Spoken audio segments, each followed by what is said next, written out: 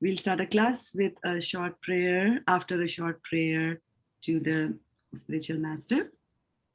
And as usual, I'll speak in the beginning, and then I'll open up the lines for Q&A sessions and reflection. Okay, so let's go here. Om Ajnanatimandhasya Jnananjanashalakaya Chakshurunmilitam Yena Tasmai Shri Guruve Namaha. So we are going to continue on with our reading from Bhagavad Gita chapter number 3, where we are talking about action, and particularly the chapter is labeled Karma Yoga. And we're just going to get started there as soon as I get hold of this on my Facebook here. And this is fantastic. People are on, which is very good. Okay, so we are doing verse number 3 today. And so let's see, what does verse number 3 have for us here? Text of number 2 coming up. And if you can confirm by raising your hand physically, let me know that you can see verse number 5. All right, so I check that. Thank you so much. So Bhagavad Gita 3.5, this is good, you know. We had started that chapter a few days ago, and we are already up to the verse number 5, which is very, very good. Okay. And what does Krishna say? This is Krishna continuing on his conversation with Arjuna. Nahi kaschit shanamapi jatu tishthatya karma krit karyate hi avashah karma sarvaha prakriti jargunai. Nahi kaschit shanamapi jatu tishthatya akarmakrit karyate hi avashah karma sarvaha prakriti jargunai. Nahi kaschit shanamapi jatu tishthatya karmakrit karyate hi avashah karma sarvaha prakriti jargunai. And let's see, what do we have in the synonyms over here? So na means nor, so we know not or nor depending on the context where we are. And then shanam means a moment, that we also know from our cultural momentum of knowing the Hindi language. Aphi also, jatu at any time. That's a new one, jatu at any time. Tishtati remains. Tishtati also means to sit, which basically means that you remain in one place. So tishtati means remains. Akarmakrit, without doing something. Karyate is forced to do. He certainly, avashaha, helplessly, karma, work, sarvaha, all, prakriti jai, born of the modes of material nature. Gunai, by the qualities. Okay, so what is the Sanskrit for a moment? Can you take out your pads and let me know? Sanskrit for a moment, and I'm watching the chat over here.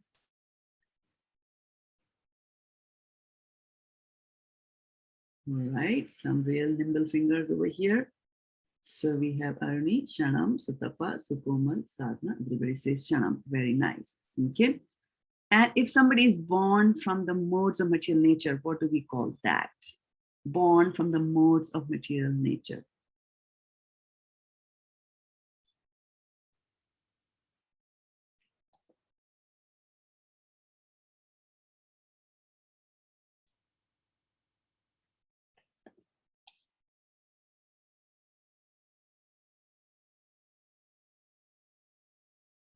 All right, good. Yes, Prakriti Jai is what we have said. And that's what we read also here. And let's see the translation by Srila Prabhupada. Srila Prabhupada ki jai. Everyone is forced to act helplessly. What's the Sanskrit for helplessly?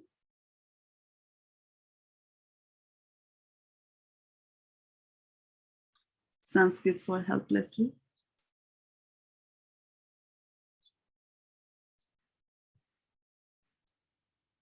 All right, you got it. Avashaha. Vash means when you have control over something, and avasha means you don't have any control, you're helpless there. Okay. So it says, Krishna says, everyone is forced to act helplessly according to the qualities he has acquired from the modes of material nature. Therefore, no one can refrain from doing something, not even for a moment. All right, let's see what Prabhupada has to tell us in the purport here. So Prabhupada says that it is not a question of the embodied life. So it's not that when you are put in a body, when you, the soul, have been put in a material body, he's saying it's not that question.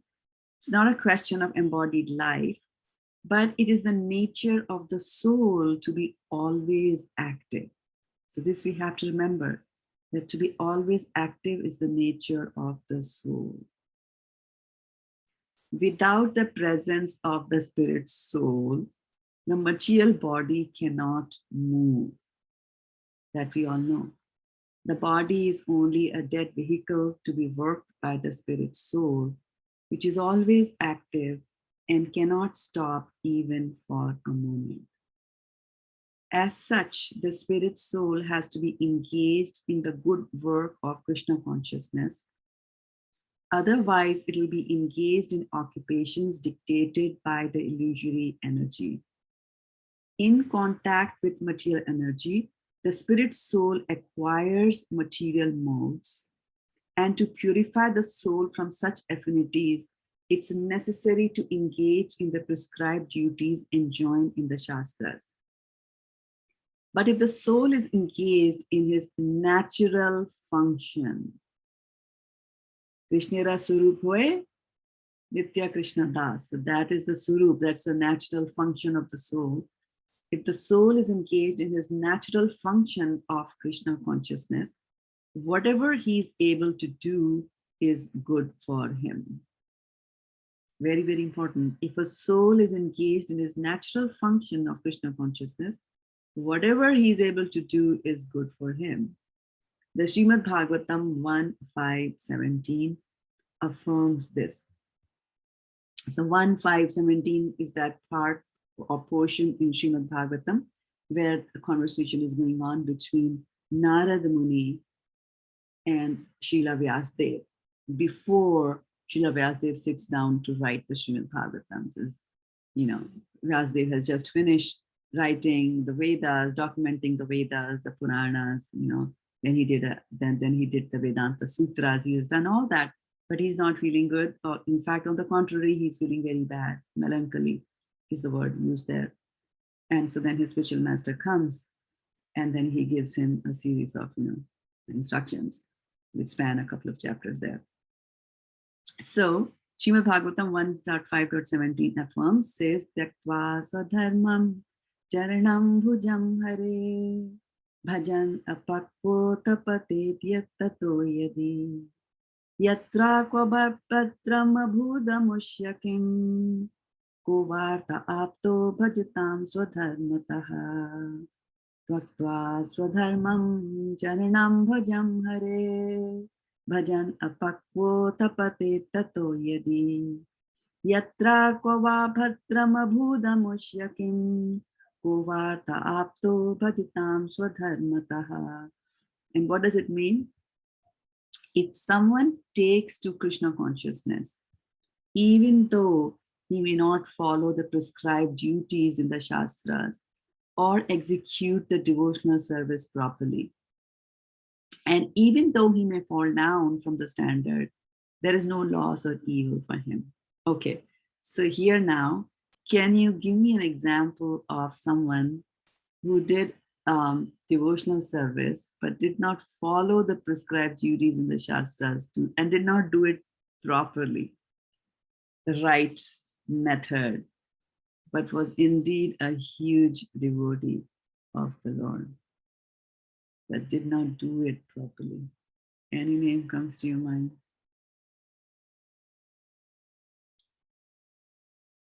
I will give you a hint that it was a lady. And let's see. Kyati Mataji, I was thinking about you. Right. Maharaj Bharat, yes. Maharaj Bharat did not do it properly in the sense that he was supposed to meditate, but instead of meditating on the Supreme Personality of Godhead, he started to think about the lamb, or about the deer, right? And the end result was not good, right? For him, he had to take birth. Then Ajamila, right? He did not do, not forget about not doing the devotional service. He went on the other extreme. He started doing bad things, right? And the end result was sort of bad. And the mid result was bad because the Yamdutas came to get him, right? And then, of course, later on, when the Vishnu Dutas, and the Yamdutas have a nice conversation, which Ajamil hears, then he's going to do that. So I'm talking about, can you go a little bit deeper into your memory? But none of these are ladies, by the way. So my hint was it's a lady. So yeah. Janaka Muni didn't do bad. I think you meant Shamit Rishi, who did not take care of Parikshit. I think that's what you meant. Yeah, Janaka. A lady who did not follow all the procedures, but was indeed a devotee.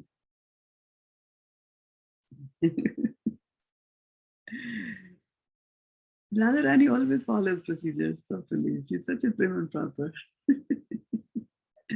And who is that? Sukomal Radhe Mataji. I can see you with your fingers on your mouth. You're trying to remember, and you have the right answer. Shabari, yes. Yeah. Such was the love of Shabari, right? That when she was giving the berries, right? The bear. I don't know what is bear called in English. Is it gooseberry? I don't know what it is. But anyway. So when he was trying to offer the berries, he was like, she did not, but she loved and respected Ramchandra so much that she did not want him to, by mistake, eat berry, which is not, right? And then Vidur's wife also, what did she do? She started peeling the bananas when Krishna came to their home, peeling the bananas and throw the bananas and give the peel to Krishna, like that. But that was, we can't say that too much, that it was against the Shastric injunctions. I mean, of course, you would have cleaned the bananas, etc. But Shabari is a classic case of somebody who did not follow the processes, and but still is a great devotee. So here, that's why taktva swadharmam charanam bhajamhare. So there are various aspects of looking at this particular verse, and Krishna is saying that, Prabhupada is saying that if someone takes to Krishna consciousness, and this is of course Narada Muni explaining to Vyasadeva, that if someone takes to Krishna consciousness, even though he may not follow the prescribed duties in the Shastras to execute the devotional service properly, so even if you don't do that, right? But because you have done some devotional service, so that verse from Bhagavad Gita 2.40 applies, where it says that Neha bhikramo nastasi pratyavayona vidyate swalpam api asya dharmasya trayate mhato bhayat. So even if you do swalpam, if you do a little thing, right? Whether you do it right or not right, that's a different thing, but it will have its effect. It will have its effect on you. So Prabhupada, there's this nice pastime from Prabhupada's Leela, where we have the Prabhu, one of his disciples was carving the Jagannath Subhadra deities from wood. He had the carpentry background, so he was carving that. And so he had the three there. And so he had done one and he was working on the other one, and he had this thing that he wanted to smoke. And so he would smoke his cigarette and put the cigarette on top of one of the deities' head, because he had no idea at all what he's doing. So that's completely, not following the prescribed duties. But anyway, he went on, later, Prabhupada guided him about the right thing to do. And then he later on became a devotee of the Lord, well known. And so, people might not follow the prescribed duties in Shastras to execute devotional service. And even though he may fall down from the standard, which you gave me examples, Ajamila definitely fell down big time from the standards. He was a Brahmana, right? What business did he have for going around with a Shudrani, right? And bringing her home and producing children with her when he already had a nice wife, right? So, so those were examples of people falling down from the standards, but there is no loss of evil. And the reason for that is that And whatever you do, little that you do in this life, it gets carried over to the next life, which doesn't happen in the material world, by the way, right? Whatever we do here is finished. Next year, next lifetime, we have to start from the beginning. So here, this verse is saying that, but if he carries out all the injunctions for purification in the Shastras, what does it avail him if he is not Krishna conscious? So the purificatory process is necessary for reaching this point of Krishna consciousness. Therefore, sannyas or any purificatory process is to help reach the ultimate goal of becoming Krishna conscious, without which everything is considered to be a failure. Okay? So let's go back and look at this verse a little bit in details. Sorry, I didn't read from here. You might have missed that part there.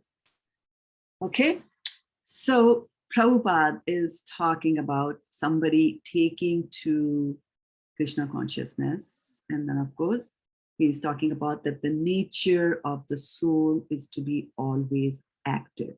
Okay, now let's go back a few verses and see what Arjuna is saying in the beginning of the chapter. So he says, Arjuna vacha jayasi chitta karmanaste mata buddhir janardana tam tatkim karmani ghore mam niyojayasi Keshava. So he's saying, oh Janardana, oh Keshav, why do you want to engage me in this ghastly warfare if you think that intelligence is better than fruitive work? So the first question, why are you making me work, right? That's the first question that he has. And he's thinking that, I should just do Bhuti Yoga. And the second question, he says, Vyamishrena vakyena buddhim mohyasi vame tadekam vada nischitya yena shreyoham apnuyam. So now you're telling me equivocal statements. You're saying this and you're saying that. And now I'm, confused. So you tell me, yena shreyoham apnuyam. Shreyo, what is the permanent good for me? I'm not asking you for a temporary good. I'm asking you for something which is permanent, which is going to last, right? And we just now read, right, what lasts. Material endeavors don't last. Spiritual endeavors are going to last forever. So he's asking, tell me what is good for me. Tell me now. Like that. And then Sri Bhagavan Uvacha, so Krishna starts answering this question. And he says that, Lokesmin dvi vidha nishtha. So there are two kinds of faith that people have, right? Pura prokta maya naga jnana yogena sankhyanam karma yogena yoginam. So people try to be self-realized through two processes, either through Sankhya Yoga or through Karma Yoga. There are two types of people where they have faith, and depending on whatever your faith is, your faith governs your actions, whatever you have faith in, right? So you have to remember. And he's saying there are two kinds of people, and there are two kinds of paths, and there are two kinds of faith that they can have. Then he says, now Krishna has understood. He has seen that where Arjuna is leading this whole conversation. Arjuna is leading this conversation towards that, I don't want to fight, let's not fight, because this and that. So Krishna has caught that, and now he's saying, na karmanam anarambhan nashkaryam purushosnute na cha sannyasnana eva siddhim samadhi gacchati. So he says that, Arjuna, if you're thinking that I won't work, I won't do anything. So he says, not by merely abstaining from work can one achieve freedom from reaction, nor by renunciation alone can one attain perfection. So if you renounce anything, don't think you will become perfect. And also, if you're thinking that I won't work, because of that, I won't get any karmic reactions, then, it's not that. And we saw last time when we read that this particular verse, that how not doing certain things can also lead to, being punished and being culpable for punishment. We saw so many examples there, right? So Krishna is telling Arjuna that, hey, if you're thinking, right, na karmanam anarambhan, I won't even start the work. I've kept the Gandhi at the back of the rath and let it stay there. I won't even start the war, right? And then, or I'll just take sannyas, like, all right, Arjuna, the great warrior, has now become a sannyasi, gone to the Himalayas, never going to fight any war again. He's saying if you're going to do that, then also you will not attain perfection. And then in the next verses, he's going to tell. So now in today's verse, Krishna is slowly telling him. And what is he telling him here is that Nahi kaschit shanamapi jatu tishtatya karma krit karyate hi avasha karma sarva prakriti jair gune. So most important thing that he has told here is that the soul, that tiny little soul, which is 1/10,000 of the tip of the hair, that tiny little soul has got a property or it's got the nature that it has to be always active, cannot stay without doing things, right? Sometimes kids say like that, and we used to watch our grandparents, right? Nani or Dadi, they're always doing work. After lunch, on a, like we used to go there for summer vacations. So after a nice lunch, you're feeling drowsy and you're going to sleep. But Dadi and Nani, grandmother, are awake and they're doing something, making pickles or something like that. They're always active, constantly. Even if you look at a child, children, 2-year, 3-year-old, they're terrible. They're constantly active, picking this, dropping that. So it's the nature of the soul that they have to remain active. Otherwise, they cannot. They just cannot, sit still. So he's saying that everyone is forced to act helplessly according to the qualities is acquired from the modes of material nature. So what are the modes of material nature? Can you tell me on the notepad? What are the modes of material nature?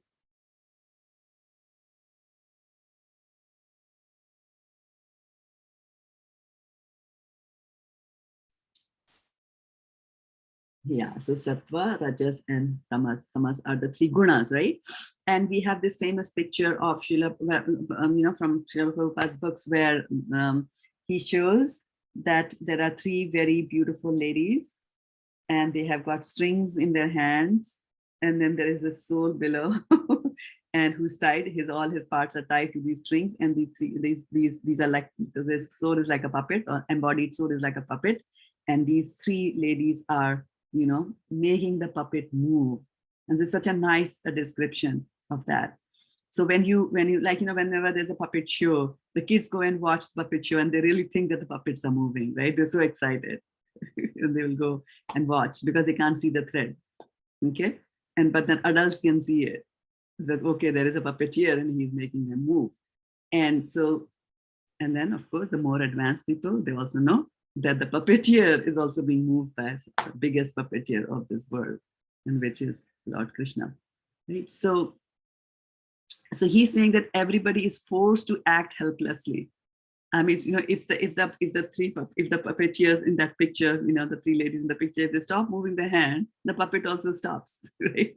If they move their hand, the puppet moves. It's completely a puppet, right? So it's forced to act helplessly. If they raise this hand, then the right hand raises of the puppet. If they pull the thread on this side, then the left hand raises. Like that, the hands are going to be raised. And so similarly, he's saying that guna, another meaning of the word guna is a rope. Right?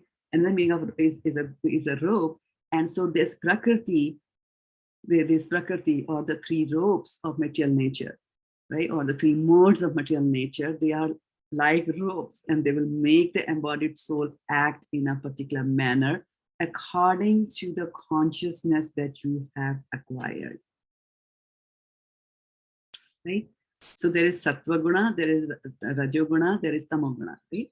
So, and how are these three levels or three modes of nature, how are they distinguished? They are distinguished based basically on the level or advancement or sharpness of the intelligence. People acting in tamoguna. Can you give me an example of what a person will do when he's under tamoguna? Under the act of tamoguna. Has anybody ever been under the mode of tamoguna?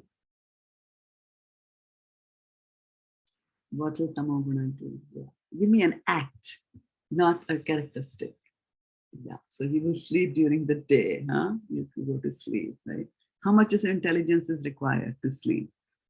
What do you have to do? You have to rake your brains to go to sleep? Hardly, right? You could go sleep in a bus, you can go to sleep under a tree, Okay. So that is there, right? Then there is the other guna, the mode of passion, right? So in mode of passion, what happens? How much of intelligence is used in the mode of passion?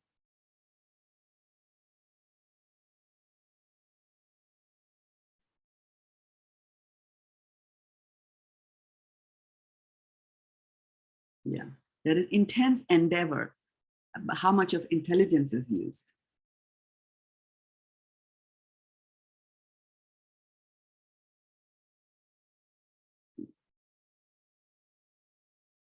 So Komal Radhe is shaking her head. Aruni Mataji says there's quick endeavor, right? So when you are in the mode of passion, there is all emotions. Passion means all emotions, right? The all emotions and the action will be very quick. So it doesn't mean, so most likely did not use the intelligence much, or used it, very little, did not come to the right conclusion, right? Under the spell of, passion, I committed murder. I did not know. I took out the pistol and I shot, like that.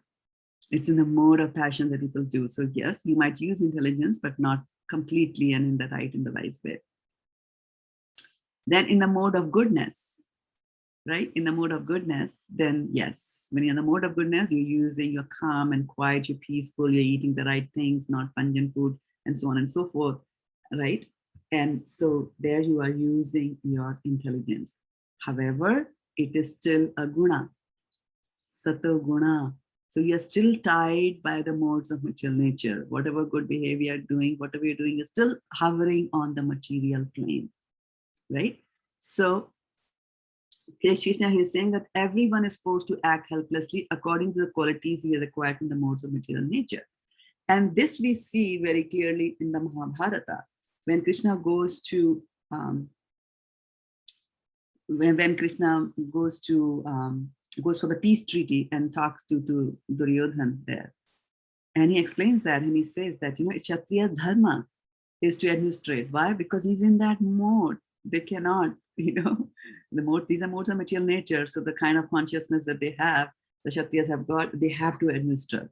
Sometimes you will find that some kids are playing and then one kid becomes the leader and suddenly he's commanding all the other kids, but it's Kshatriya nature, and they're helplessly acting. Their mom told them not to do it, but still they do it, right?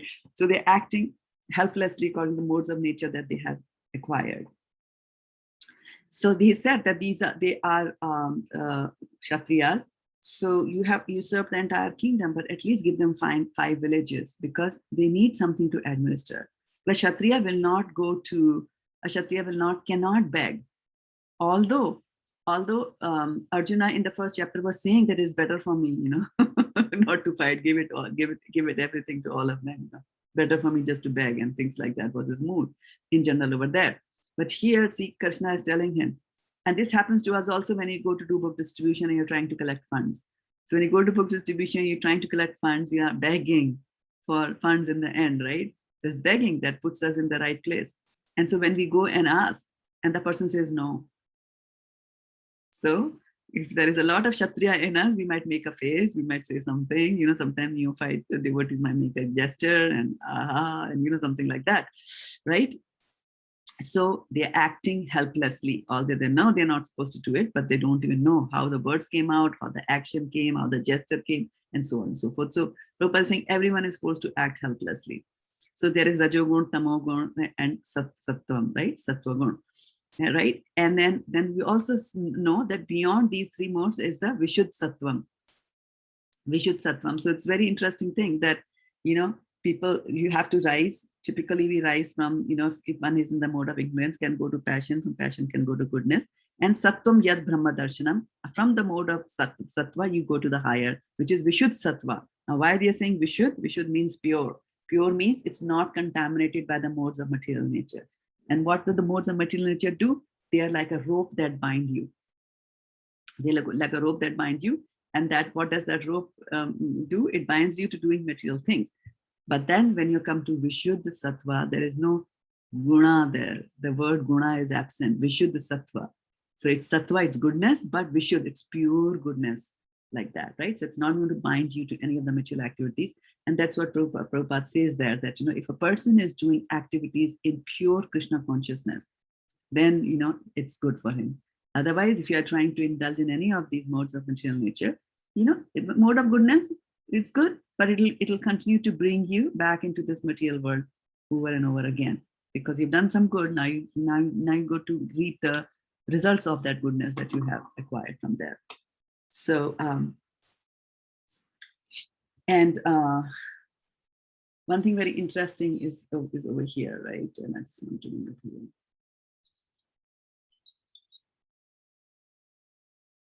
That is, okay, it's not here. Maybe Prabhupada mentions that in one of the lectures that he has given. He was saying that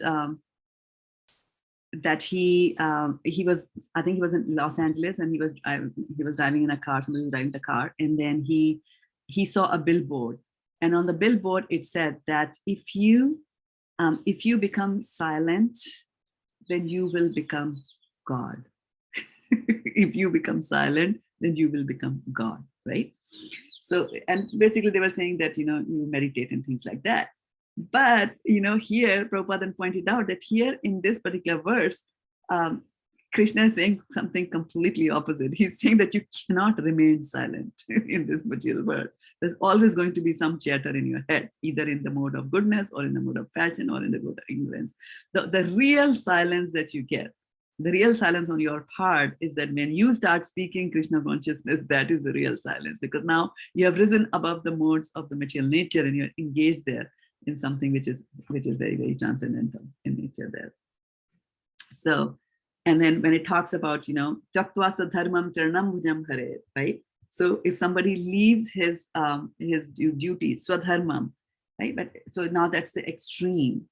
That's another extreme, that, if somebody has left everything that they were supposed to do and now they are engaging in Krishna consciousness, it's okay. If they fall down, it's okay, because Krishna will take care of him and, just bring him back up. Swapada, there's another similar verse, Swapada Moolam, Bhajata Priyasya, Tyaktyanya Bhava Sahari Priyasya, Vikarmana Tyochat Patitam Kadanche, Dhunoti Sarvam Vidhi Sannivishtaha. So what does this verse mean? What that verse is saying, that if I am, I've given up all my responsibilities and I'm just praying to the lotus feet of the Lord and, of the dear Lord, that person becomes very dear. And then if he does some vikarma, if he does something wrong, and patitam, he falls down. Kadachit, if somehow, if he falls down, then dhunoti sarvam hridhi sannivishta, then Krishna living in his heart will cleanse him of everything. So one thing that we have to remember is that, especially when there are devotees and if you see them falling down, then we should not point fingers at them, because Krishna will take care of them. Krishna will cleanse them from inside, and then they will become devotees. So it's a good thing not to do those activities, not only for devotees, but even for those who might have a potential to become a devotee. And who has a potential to become a devotee? All of us have a potential to become a devotee. So the golden rule is, right? Tanada pishanichena taroreva saharshina amanina manadena kirtaniya sadahari, which is that we should always be humble, because you never know who's going to become a devotee 5 years down the line, right? Dhruv Maharaj's mother did not know that Dhruv was going to become a great devotee in the next 6 months. And the Shastras and our Acharyas tell us that she was punished very badly for that, for having chastised a future devotee, right? She did not know, but that's fine. You did not know. Ignorance of the law is not an excuse. She got punished. So that's that. The modes of material nature and the laws of material nature are very, very stringent, and they will act even if you know about them or if you don't know about them, like that. Right? So similarly to Arjuna also, that if Arjuna does not work and says, I'm going to sit down, number one, he cannot sit down because he's the soul. And number two, if he says, I'm going to take sannyas and I'm going to sit quietly, then because you are a Kshatriya, because your consciousness is that of a Kshatriya, right? And then you see some mishap happening someplace, then you will immediately want to take action, right? And we see that in the beginning of Srimad Bhagavatam, where we see Parikshit Maharaj, when he was ruling this whole world very nicely, then it's one of the jobs of the king is to go in disguise and find out the reality of what is happening, because his ministers might not report the wrong things. They might just report all the good things and tell that everything is hunky-dory, but that might not be the case. So good kings used to roam in disguise and try to get the real data, collect the real data and the real facts. And so he was doing some such thing like that in his kingdom, which, by the way, comprised the whole globe, this planet. And so he saw that there was Shudra, a person of a low birth, but he was wearing a royal dress, and he was mercilessly beating a bull, and the bull was, crying and urinating and things like that, right? So Parikshit Maharaj, the Kshatriya in him, woke up. And what did he do? He immediately took out the sword and he wanted to chop off the head of that man. So that is Kshatriya behavior. So what Krishna is telling him that, because of your nature and your behavior, you cannot do that. You will have to come and do it. You'll be forced, you will act helplessly, and then you will do it, right? So your path of thinking, the way you're headed, what you're thinking, is not necessarily the best of the ways. There are pitfalls there in the path that you have chosen, and he'll talk more in the subsequent topics that we have. But I will stop over here and open the lines, and I already see that there's a hand there. I think you all can unmute yourself, right? You can do that. Okay, so Varshana Mataji has got a question, followed by Sadhana Mataji, who has a question, and that's it. Hare Krishna, Mataji. Thank you so much. Mataji, Dhruv Maharaj's mother was punished. Which mother was punished? The one, Suniti, who did not allow him to sit in the lap of the father? She was punished, or the mother who suggested him to go to the forest? Which one do you think would have been punished? The one who did not allow him to sit in the lap of the father. That is what I feel. That's right. Yeah, because that's the one who's doing a Vaishnava offense, right? He's just right? Yeah. She should have allowed him to sit. Okay, Sadhana Mataji. Yes, Hare Krishna.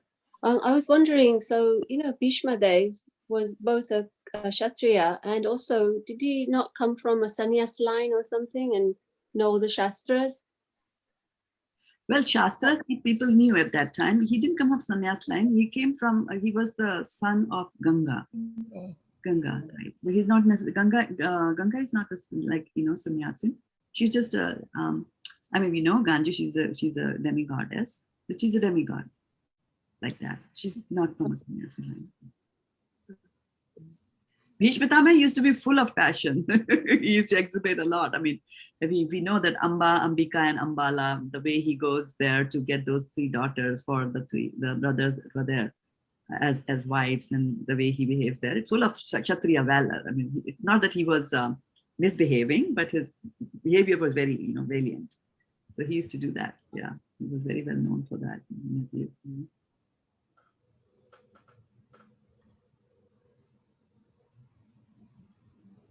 Any other thoughts or questions?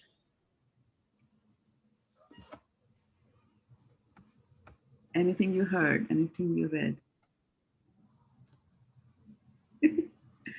When it talks about so Kosukumal Mataji, go ahead.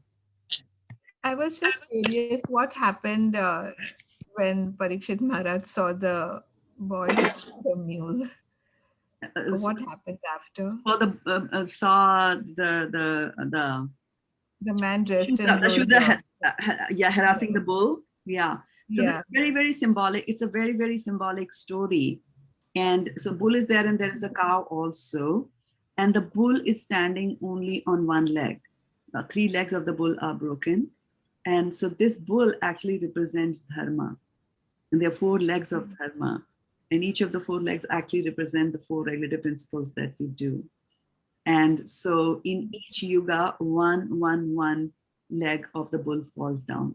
There's a decline in the dharma. And that's why in the beginning of Bhagavatam, we hear this story. We hear about when it describes Bhagavatam, it says, Krishna swadam upagate dharma jnana dibi saha kalau drishta nisham isha puran arko adhino uditaha. So it says that Krishna swadam upagate. So when Krishna finishes his lifetime, pastimes here, and he goes back, Swadham, goes back to Golok, his dham, then that's when Kali Yuga begins. Kali Yuga starts when Krishna goes back. So then dharma jnanadi bhi saha. With him, saha means together with him, dharma and jnana also go. So there is a decline. It constantly happens like that. It's predicted decline. And so that's why you see so much of adharmic activities going on in Kali Yuga. But kalo drishta nisham isham. So it's say in kalo people are, their eyesight is gone. I mean, not only literally that every other person is wearing glasses, even on this panel that I see, but our capability of seeing the spiritual aspect of things is gone. And we only see the material aspects of things and we focus our life on that, right? So kalo drishti, right? Drishti is nisham, is gone, right?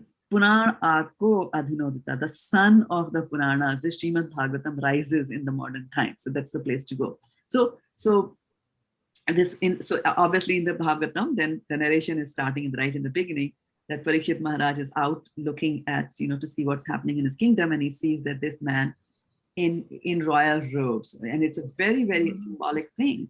It is just saying that a person was a Shudra, somebody less than that, and that person is wearing a royal robe, which means that this is the future of Kali Yuga. People in Kali Yuga, they will not be qualified people, but they will be in positions of power. Royal robe means that people who will be in position of power will be actually Shudras. Now you just have to look around the world and look at all the politicians, and right? Yeah. So that's very, very symbolic. And the only thing, the 4 legs go away. One of them is cleanliness, non-violence, and so on and so forth. And the only one which is remaining is truthfulness. The only one virtue remains in Satyuga, that people, not completely speak lies. There are some, they also speak some truth, so some values are held there. So Parikshit Maharaj then goes and he raises his talwar, and he's going to sword, and he's going to kill him. And at that time, what is this person? What is this person who's a Shudra dressed in the robes? That is actually personification of Kali. So, everything has got a personality in our concept. So this one is Kali. So now Kali is, because Kali Yuga is coming, right? Slowly. So how the yugas happen is that when it's not just, a binary 0 or 1, like it's Dwapar, and now Dwapar is over and Kali Yuga has started. It doesn't happen like that. So slowly, the goodness of Dwapar will decrease, and the badness of Kali Yuga is slowly going to increase. So these are known as Sandhya. Sandhya means when 2 times meet, right? So when Dwapar and Kali Yuga are meeting, then there is. So some of the goodness will be there, right? Some of the good things will prevail, and then some of the bad things will start coming, and they will reach a peak till, the next Satyuga is coming, and then, the goodness of Satyuga will start showing a little bit towards the end at that time. So he's the personification of Kali. And so he's roaming about there, and he's mercilessly beating the bull, right? And completely wants to kill Dharma. And so when he knows that he's about to be killed, because Parikshit Maharaj is a very valiant king. And so what he does is very, very smart. He just goes and falls down at the feet of King Maharaj Parikshit. Now, one of the rules is that you will not kill a person who has surrendered to you. That's one of the Kshatriya dharmas, and Parikshit Maharaj is a Kshatriya, so he does not kill him. But then he says that you cannot live here. So then he says that, then where can I live? Where can I live? So he says 4 places he gives, where there is gambling, where there's prostitution, meat eating, those kind of things, you cannot stay there. And then Kali then turns to him and he says that, that's all right, my lord, but you have asked me to stay in places where gambling is happening or prostitution is happening, meat eating is happening, but those things don't happen in your kingdom at all. And you are ruling this whole planet. So where am I going to stay? I'm a surrendered soul to you. Tell me, where should I go? So then Parikshit Maharaj says, okay, I will allow you to live in gold. So that is why when there is a dealing of gold, people deal in gold like that. So, we get crazy because there is Kali there. Like that. So that's what's happened. Yeah, it's, I think, 9th chapter or 8th chapter in Bhagavatam is there. It talks about it. Thank you, Shraddha. You're welcome. Thank you for asking that question. It's a very nice story. And then, Parshana Mataji, is there a new hand or is there an old hand? Which is raised. Mataji, I forgot my question only. You should write it down. I got so Yeah. Take I a got so involved in Parikshit story. Yeah, it's a good thing to be involved, and Krishna Katha is like that, but you can always write it down. And what we write down is that we just write down key questions. It's a very interesting thing. Well, two very interesting things happened. Yeah. One is that you remember, well, for those of you who attend our Sanskrit classes on Sunday, where there was something about the pronunciation, between the difference in pronunciation between the two S's that we have, the S with a dot below and the S with a tilde on the top, or accent on the top. I think Aruni Matsji asked that question, and I was saying that I have never been able to figure it out, because when I read the Sanskrit pronunciation guide, it had some German word there, and I don't know how to pronounce the German word. Now, it is so amazing that day I was saying that I have to go and leave on time to attend my other class sometime. And because Hanupat Preshak Swami Maharaj was teaching that class, and in that class, he brought up this topic of, how the two. I was like, oh my goodness. And I just said that, literally 10 minutes ago, somebody had asked me that question and I did not know the answer. And now he's giving me that. So the class is recorded. And as soon as I get the recording, I don't record it. I get that recording, I'll extract that piece out of it and I will give it to you. The problem is with us is that in Kali Yuga, our tongues are like that even though he's telling us how it is done, we will still not be able to pronounce it. Pronounce it and know. Like the teachers in the class just said, what is it? This is Shah Shalgam. Okay. And what is it? Shah Shatkon. So Shah and Shah. Right? Yeah. There are ways and where the tongue is supposed to be. And I was actually learning, so many years ago, I had some pain in my hand, so the doctors recommended that if I can use a voice recognition software so that my pressure on the hands will be less and I can dictate. So they bought me a dictation software, and I would dictate and it would not understand me because I had Indian accent. So it would not, and so I had to go and take a class on, in the community college here to bring in the American accent so that these software could understand me. And it was amazing, like, boil, soil, right? Like, boil, soil. Obviously the soil was crazy, right? And then I never made the distinction between letter V and the letter W, right? Never made the distinction. Swami. Some people write Swami as SWA. Some people write Swami as V. Should it be V or should it be W? And then one of my godbrothers actually is from Iran. And he told me, because he was learning, so he was going to the basics. And that's what happens when you learn things from cultural momentum. You might not get the nuances of it, but when you're learning it properly, thoroughly, in a systematic manner, then you get to know the differences. So then he said that when it's a W, then you are actually opening your mouth. What? And when it is we, yeah. And if you don't say it like that, then the softwares become confused. But we don't do that. It's a what. We don't. From India, we don't exercise our mouth too much, right? We tend to just do a little bit of a lip service when you're talking.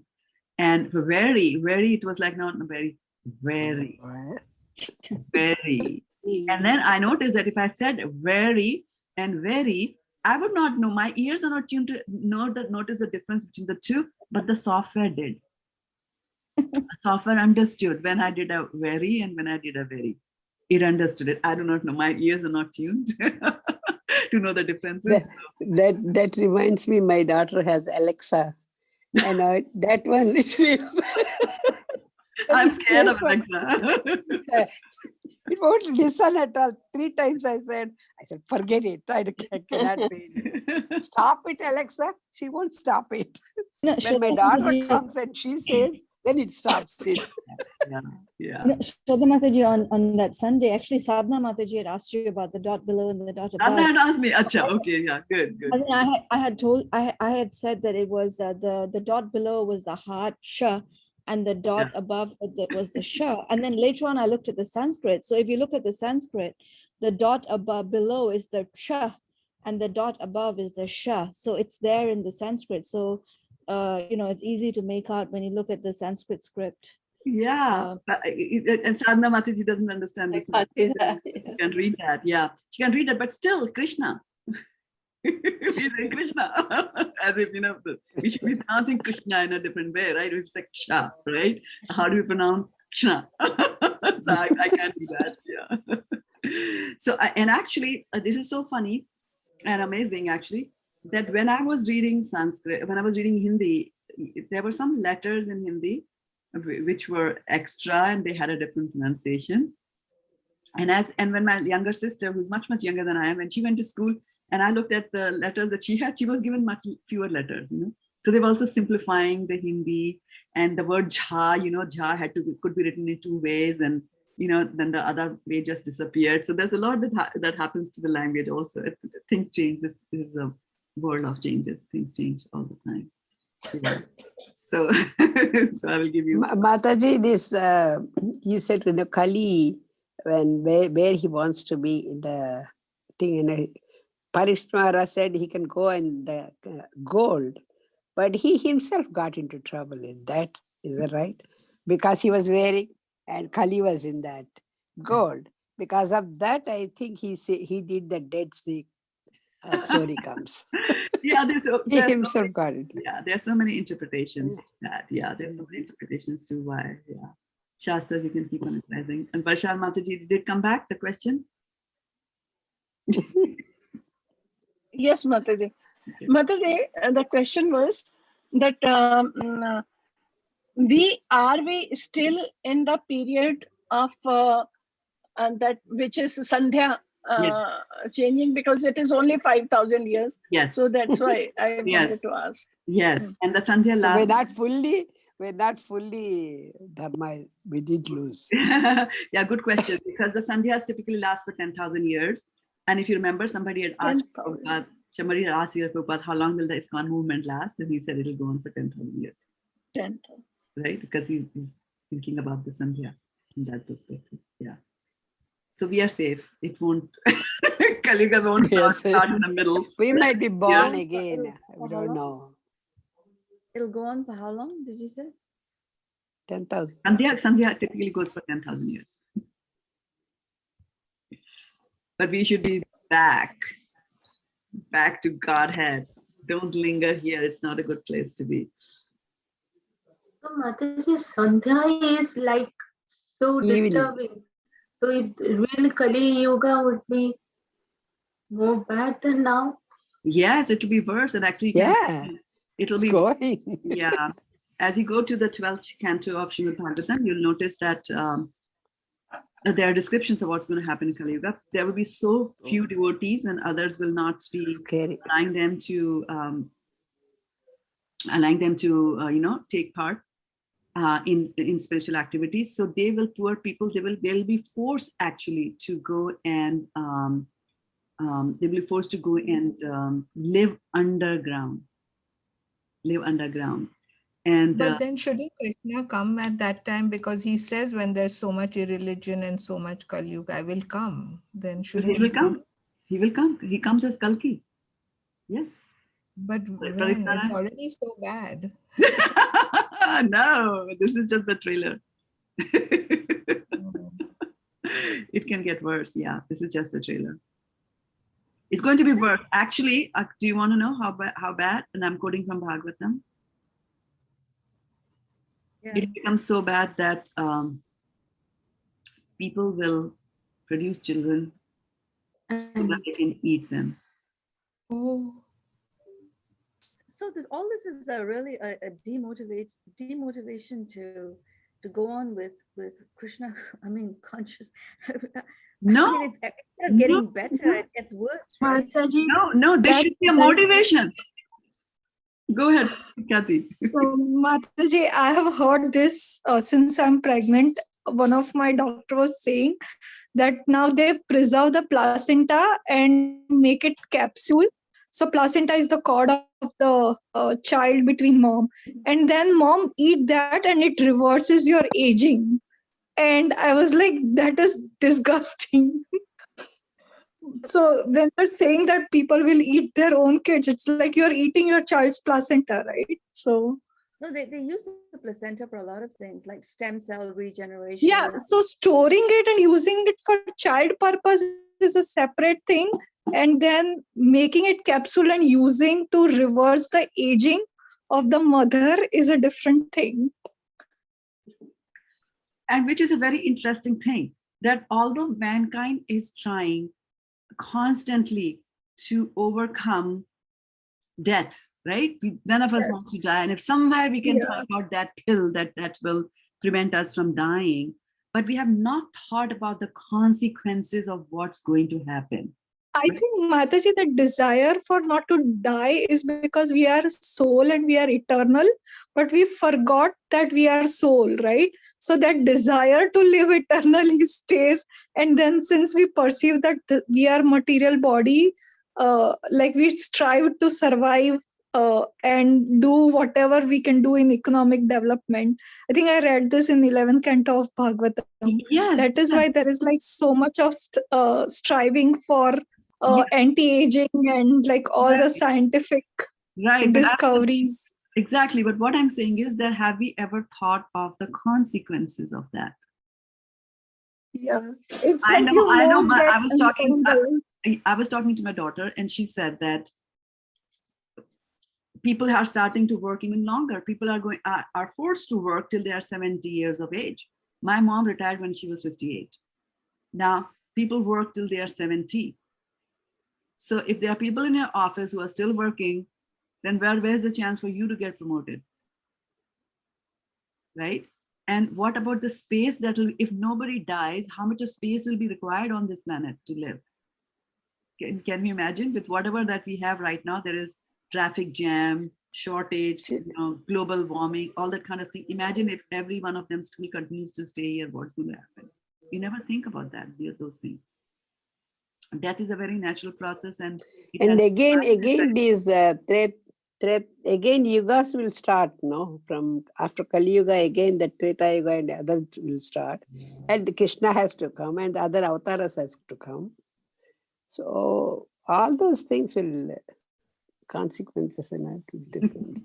So nature designed things nature has designed things in the most perfect way. I mean, that's Krishna's creation, so it is there. So the more we mess with all these kinds of things, the horrible things are going to happen, right? And and Srimad Bhagavatam says that because of shortage of food grains, people will eat their kids, and not just for becoming beautiful, right? Yeah.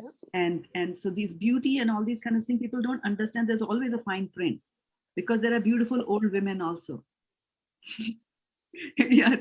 So if somebody's saying that you eat this and you'll become, beautiful, then you are a beautiful old woman. No, young, the knees are still hurting.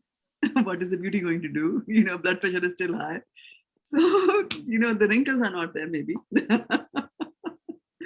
So, yeah. There are disgusting. It's very, very disgusting. So what I'm saying is that to answer Anuni Mataji's comment, that this is not, I don't think that it is an impetus to give up Krishna consciousness. This should actually, the fact that there is words coming over there should be an impetus for us to do Krishna consciousness even harder right now while things are still a little bit tolerable, and go back, get out of this cycle of birth and death. Don't stop here. Don't linger in this material world, because the ropes of material nature are very, very strong, and they'll quickly put a noose around us and make us dance for lifetime after lifetime after lifetime. So I still remember when I had first joined Krishna consciousness, I don't know, 10, 12, 13 years ago now. And I used to ask questions, and I didn't know, I didn't have any devotee association. I used to go to krishna.com, and there was a live chat session in those days. You could ask a question and somebody live would answer. So I asked, how long is Kali Yuga and things like that. So very nice and a sweet devotee. And she said that it lasts so many years. And then she said, but you won't be here. And that was so nice to hear, such a beautiful, words coming from a devotee's mouth, right? But that has stuck me. Yeah, that has stuck me very, strong in my psyche, that we have to leave. We have to leave. There's no fun. There's no party. The fourth leg of the bull is also going to fall down. It's already falling down. Politicians. But if we leave also, Mataji, according to our karma, We might born here also. You know, how many people are going to So what is the remedy for karma? Can somebody chanting? Chanting. Then chant. Devotional service. Do devotional service, right? Then why are you saying my karma will remain? Devotional service will erase your karma. After devotional service, what I meant was that, I'm overall talking. Okay, overall, okay. See, because that is the reason I'm trying to listen to Bhagavatam or Bhagavad Gita. I want to reduce my karma. That's not the thing I'm chanting in the 16 rounds. That is not the thing. It's people who won't do that. They have to be born again, and again they will be coming like dogs or so cats. For a while, exactly. That's why the world will continue till.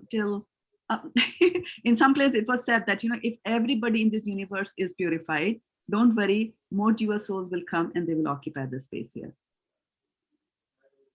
So don't worry that because of you leaving, this will become empty and what's going to happen. No, they always will be there. Somebody will always be coming. Yes. Yeah, Aruni Mataji, you were doing a clarification for the last point here. Yeah, no, I guess what I meant to say earlier on when I said demotivating, I don't mean for ourselves. What I meant was that, as a collective consciousness, as a collective Krishna consciousness group, or any kind of spiritual group, it's demotivating in that we're not able to uplift by the chanting and by spiritual activities, purify and uplift the whole atmosphere and the consciousness for future generations, that the future generations are going to fall into degenerative states anyway. So that's what I meant. Yeah. And yes, it is gloomy. It is gloomy to know. But then from the Shastric perspective, I think I like it a lot. I like it a lot that our Shastras tell us very clearly that this is going to happen. And then you can understand that philosophically when you see the other generations working like that, and why the number of devotees is diminishing, why different kinds of religions are coming like that, right? And which are samai, because they are going to cater to those kinds of souls which can only handle Dashman. I mean, the Vedic philosophy is hard and difficult. Yeah. So yeah, fear is also a good motivation factor. Let us be afraid of Maya. Yeah, never challenge Maya, be afraid of her and try to be on the right side. Okay, so having said that, I'll take your leave. Krishna willing, we will meet again tomorrow. And I just wanted to, all of us collectively, do 3 rounds of Hare Krishna Mahamantra for all souls, and especially and all other souls who are suffering because of the COVID. We will chant 3 rounds of Hare Krishna Mahamantra. Hare Krishna, Hare Krishna, Hare Krishna, Krishna Krishna, Hare Hare Rama, Hare Rama, Rama Rama, Hare Krishna, Hare Krishna, Hare Krishna, Hare Rama, Hare Krishna, Hare